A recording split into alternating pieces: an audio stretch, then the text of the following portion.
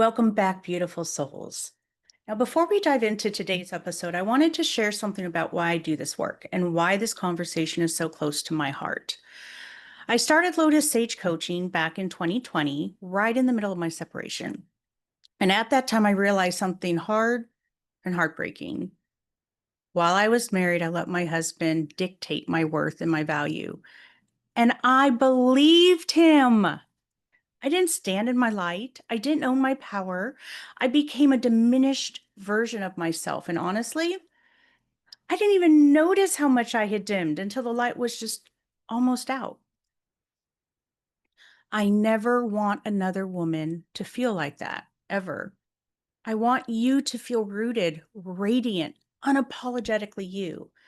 That's why I became obsessed with learning every technique, every process I could find to help us get out of our heads and back into our bodies. Because embodiment is where everything shifts. So I've earned certifications in multiple modalities, but my deepest passion, sexuality. And I have loved this topic since I was probably a preteen. I had this unique gift of being able to talk about sexuality, give people advice, even though I had never experienced any of it myself. But somehow I just knew intuitively what they needed to hear or what needed to be said. And a few years ago, when I found the erotic blue blueprints, founder is Jaya, it was like coming home. But here's the truth. I realized we can't reclaim our sexuality if we're still drowning in self-doubt. So I went deeper and I asked, why do so many of us struggle to stand fully in who we are? And what I found, it all comes down to confidence. Not the fake it till you make it kind, but the deep embodied confidence that changes how you live, love, the way you lead. Out of that work, I created 6 core themes, 6 areas where we as women often give our power away. Fear of being hurt, the masks that create our inauthenticity, exhaustion from constantly proving ourselves, the anger from caring for everyone else, but often don't feel that same level of care given to us, the inner wounds often going back to childhood. And finally, the one we're diving into today, feminine essence. And for those of you who don't know, I have a whole course on embodied living that covers these 6 topics. And coming up soon, we will be covering these topics in the realm of sexuality. And that will be my next course starting in January.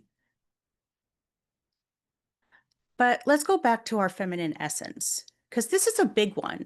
And honestly, most of us have been taught to suppress it, hide it, twist it into something it's not, which brings me to the question, am I feminine? And what does that even mean? So today we're going to unpack this. We're talking about why feminine energy has been misunderstood, minimalized, how our culture shaped that, and how to finally reclaim the power of both your feminine and masculine. Because Queen, we need both. So before we go deep into what feminine energy really is and why so many of us have doubts about it, I want to zoom out for a second and talk about the bigger picture, the culture that we've all been marinating in for so many centuries. So here's the deal. Around the world, cultures are often described as either masculine or feminine. And it's not about gender, it's about our values. So let's speak a little bit to that. Masculine cultures, such as the US, the one I live in, Japan, Germany, they prize competition, achievement, independence, material success. So basically, this idea of you need to go hard or you go home, which explains why so many of us were raised to believe hustle is holy and slowing down is lazy. That's your masculine energy. And these can be healthy or they can be toxic, okay, in how we perceive it. Feminine culture, let's look at Sweden, Norway, Costa Rica. Those value cooperation, quality of life, empathy, equality. They're all about the we, not just the me. And here's the kicker. The countries that lean into feminine traits consistently rank higher in happiness, gender equality, even innovation. And these are the feminine qualities. So I don't want to state that the masculine, such as achievement, independence, they're not bad things. They're beautiful things, but they've come in a place that isn't safe anymore. It's come in a different way that we need to move away from. And the idea that the ones that are actually ranking higher in overall happiness, also health, mental and physical, gender equality, like we said, innovation, these are the feminine cultures. So here's what's wild. The US is one of the most masculine leaning countries on earth. And I think we all feel that. We've been raised to worship hustle culture, productivity, doing more, achieving more. You're, you're celebrated for how much you can handle, not how deeply you can feel. And in that world, feminine energy gets painted as weak, frivolous, even dangerous. And these masculine traits of the hustle culture, the productivity, achieving more, these have become incredibly toxic. If you remember back when we first started, when they talked about computers, how it was going to allow us more time, what it did is make people feel like they had to accomplish more in a shorter period of time. And it did the exact opposite of what it was supposed to do. And so now we're trying to lean back into some of these things of letting go of some of this. But so many places, especially in the US, we are still too much around hustle. The more you achieve, the better you are. And we need to start getting to being more of a place of feeling deeply, connection. How can we all work together? Okay. These are just my own personal thoughts, of course. Please, if you have any thoughts on this, I would love to hear them, of course. But now let's layer on a little bit more here. Okay. So when women try to embody our feminine energy in a masculine dominated culture, we're shamed for it. How many of you feel that? We are shamed for that feminine energy in this masculine culture. We're weak, right? We're frivolous. We don't understand, too emotional, right? We've been fed a story that being feminine is either frivolous, like I just said, or dangerous. That softness makes you weak, that beauty makes you a liability, that sensuality, oh girl, well, that's practically a crime. We've been told for centuries that femininity is weak, emotional, irrational, that our bodies are distractions.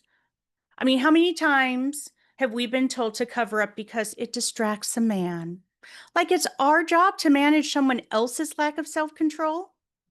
How many dress codes were shoved down our throats that had nothing to do with professionalism and everything to do with controlling female bodies? And let's just say this goes back to elementary school. And then there's the other side, hypersexuality and femininity, where women are sold the lie that our value equals how hot we look. It's insane. We're punished for being too much and for being not enough at the same time. We cannot seem to win in this. So what do? Well, we armor up. We police our bodies. We mute ourselves. Or we overperform in a masculine energy because that feels safer in a world that shames feminine power. We disconnect from the very energy that makes us magnetic and alive because we've been taught it's risky. And let's not forget this little gem. Ladies, did you know that it's women are just too emotional to lead? How many times have you heard that one? Like, oh, you must be on your period. That's why you're upset. Give me a break. Emotional intelligence is a fucking superpower. And newsflash, the corporate world is now paying billions to teach what most women have been doing forever: reading a room, building connection, leading with empathy. The very thing we were mocked for by the masculine is now the number one leadership skill companies are desperate to teach. And women overall, Well, we score higher when it comes to emotional intelligence. So I want you to get this. Your femininity is not a liability. Your feelings are not a flaw, and your body is not a damn invitation for someone else to misbehave. Period. End of story. Nothing to add. So let's clear this right now. Your femininity, your, sorry, now that we've called BS on all of this, right? Let's talk about why so many of us doubt ourselves and what it really means to come home to your feminine essence.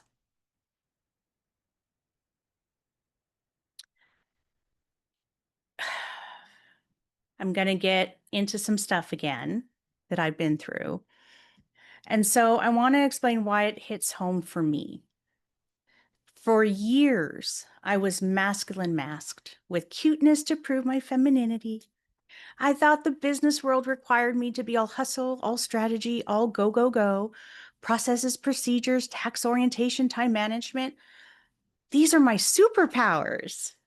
And honestly, I love this part of me. These are the masculine traits, and they serve me very well. But here's what I got wrong. I thought I had to overplay the masculine just to be taken seriously, and then sprinkle on the lipstick, the cute outfits, the perfect hair to look feminine enough. Like the feminine was just an accessory, not a power source. What I've learned is this: I don't have to choose. I get to integrate. My healthy masculine gives me structure, organization, clarity. My feminine brings creativity, intuition, flow. Together, that's where my magic is in business and in life. Okay. So, why is it for so many of us that we feel that our feminine is unsafe? Well, now that we've spoken to the global epidemic of the wounded masculine energy and how an integration of healthy masculine and feminine energies is actually a good thing, I want to go back and speak to how the feminine energy felt unsafe to me for so many decades. But it wasn't healthy feminine energy. It was the toxic, wounded side of the feminine that we often see so much in our childhood and publicly still in our society. For a long time, I didn't trust feminine energy. And why? Because my experience personally was very toxic. The gossip, the backstabbing, the bullying. In high school, I was told I was gay. Wasn't true, but that didn't stop years of cruelty. I associated feminine energy with judgment and pain. So, of course, I armored up. I hustled harder. I controlled everything. Masculine energy felt safe. It was my shield. And so many women feel this because the feminine has been weaponized against us. We've seen the wounded feminine, the manipulation, the comparison, the passive aggressive games, and thought, nope, I'm out. But then, 2008, I went on a women's retreat in Costa Rica. And let me just say that if you haven't been to Costa Rica, you need to go. And feel free to thank me later. And I want to give a shout out to one of my mentors, Suzanne Raja, who was our feminine leader for this retreat. This retreat cracked me open. For the first time, I experienced feminine energy as safe. Women hugged me without an agenda. They supported me with no strings attached. They taught me I didn't have to prove anything. I left with a hunger to learn everything about the masculine and feminine energy. I studied David Data. I dove into Alison Armstrong's work, and I realized something profound. Feminine energy isn't weakness, it's power. And it's not the loud, forceful kind, but a deep, magnetic, life-giving power. The healthy masculine gives me structure and direction. The feminine brings me my intuition and my flow. Together, they create harmony. And as a Libra, I am all about harmony and balance. Too much masculine, we're going to hit burnout, rigidity, constant proving. Too much feminine, chaos, lack of direction. Balance is the key. And when we get that balance, our doubt starts to dissolve and our confidence begins to rise. So, how do we start? How do we start to change this? How do we let go of this doubt of being in our feminine energy and start building up our confidence in it? The first step, just slow down. The feminine cannot exist in a constant state of rush. If you're moving like that, you're in your masculine. That go here, do this, do that. The feminine needs slowness, it needs flow. Then drop into your body, breathe. Really focus on that breath. It gets us out of our head when we focus on it. Put on some music, move your hips, dance. You start to feel your body moving, and that gets you into the flow also. Here's a big one. And this, I will say, is not just for feminine energy. We need to do this on our masculine side too. And ask ourselves, what would feel nourishing right now instead of productive? We want to feel before we act. Okay. So, where the productive side is obviously the masculine, the nourishing side is our feminine. So, what can we do to nourish that feminine instead of feeling that need to be productive?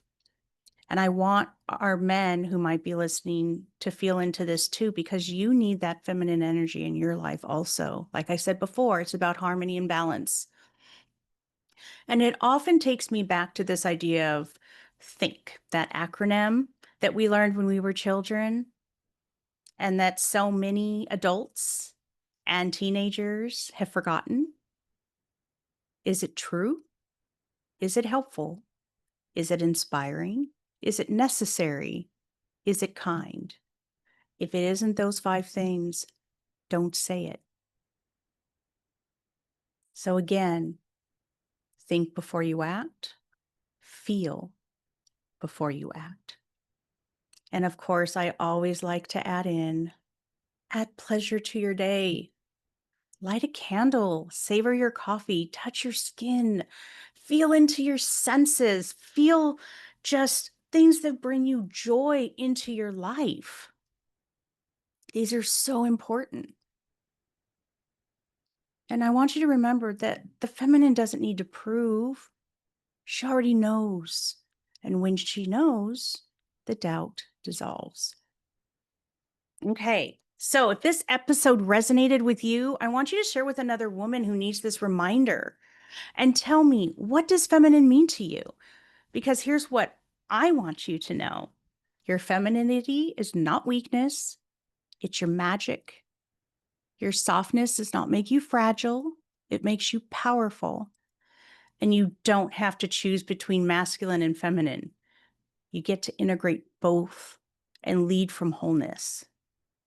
It's time to let her lead. Thanks for being with us for this episode of Embodied Living, and I look forward to our next episode that we will be having very soon. And until then, have a pleasurable day.